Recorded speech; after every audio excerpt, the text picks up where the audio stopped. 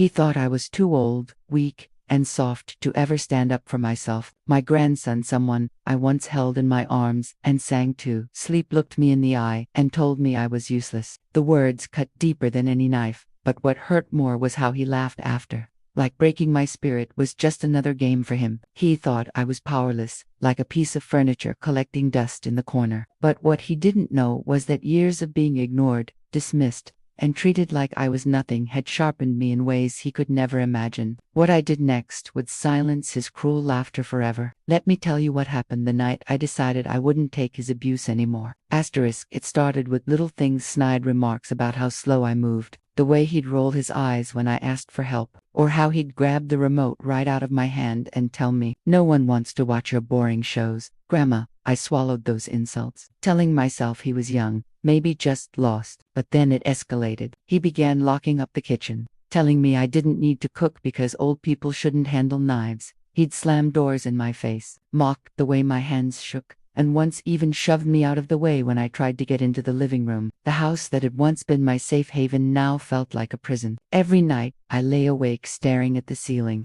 wondering how the boy I'd once protected with everything I had could turn into my tormentor. But as my fear grew, so did my anger, and deep inside, I started planning. The first step in my plan wasn't loud or dramatic, it was silence. I stopped reacting to his taunts. When he called me useless, I smiled faintly. When he mocked my trembling hands, I let him think I was too weak to care. But behind that calm mask, I was carefully setting traps he'd never see coming. I knew his routines: when he'd sneak into my room to snoop, when he'd go through the drawers looking for cash, and when he'd leave his phone lying around. I began moving things around, small things at first, so he'd think he was losing his mind. I'd hide his car keys in the pantry, tuck his wallet under the couch, even switch the passwords on the Wi-Fi. Each time, I watched his temper flare, and each time, I kept my lips sealed. He thought he had all the control, but slowly, without him realizing, I was pulling the strings. I knew I couldn't win by yelling, so I worked in the quiet. I found Mrs. Lopez from next door, a sharp woman who'd seen too much and hated excuses. She agreed to help and taught me how to hide a recorder inside a cushion and a tiny camera behind a framed photo. I placed them where he stormed, where he ranted, where he threw his tantrums, and the first night they captured him calling me names, grabbing my arm, and threatening to toss me out. It was painful to hear my own voice on the playback, but it was proof. I also started leaving a small stack of cash in an obvious place.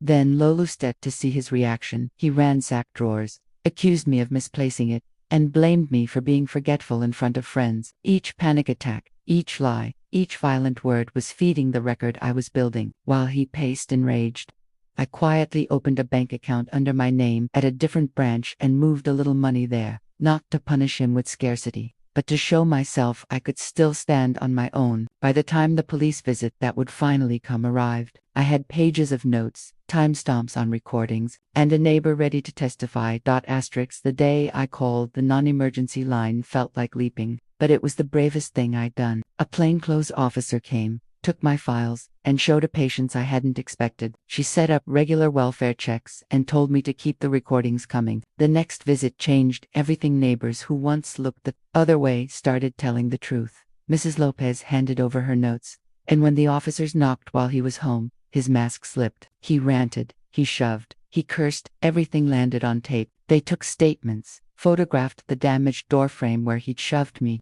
and left with a seriousness that finally matched the fear I'd lived with. The department placed him on a watch list and arranged for a social worker to check in. The county even suggested a temporary restraining order if his behavior didn't improve. He swore he would change, promised the moon to anyone who would listen, but the evidence didn't lie. For the first time in months, I slept through the night, wrapped in a quiet I had earned, and the house felt like mine, again small, sure, free. But revenge isn't always fire, and fury it can be as slow and steady as water carving stone. I stopped answering his calls, stopped giving him an audience for his tantrums. Instead, I focused on the little joys he had stolen from me. I planted new flowers in the garden, repainted the porch he once called useless, and invited neighbors over for coffee on Sunday mornings. Every laugh shared in that kitchen was another nail in the coffin of his control. Meanwhile, the officers kept circling, the reports kept piling up, and his reputation in town began to unravel. The man who strutted around like a savior was now whispered about in grocery aisles, pitied more than feared. He tried to spin the story, of course, telling anyone who would listen that I was senile. But with every documented incident, the community saw the truth. My quiet refusal to bend became the sharpest blade, cutting deeper than any shouting match ever could. Asterisk.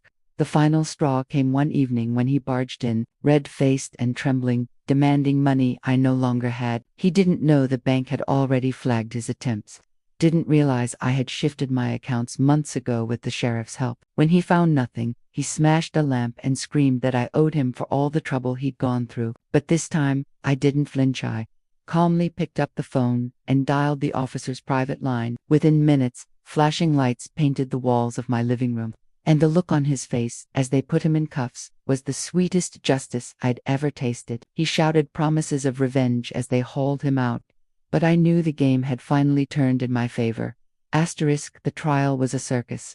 But for once, I wasn't the fool in the center, I was the star witness. I sat there, hands steady, as his lawyer tried to twist the story, painting him as a struggling son just trying to survive. But the evidence was undeniable. Bank records, police reports, and even testimony from neighbors who had heard the fights. Each word I spoke cut through his lies like a blade, and I could feel years of silence finally breaking free. When the verdict came guilty on all counts, I didn't smile, I didn't cry. I just breathed, as if a weight that had been crushing my chest for decades had finally lifted. And yet, a strange calmness wrapped around me, because deep down, I knew this wasn't the end.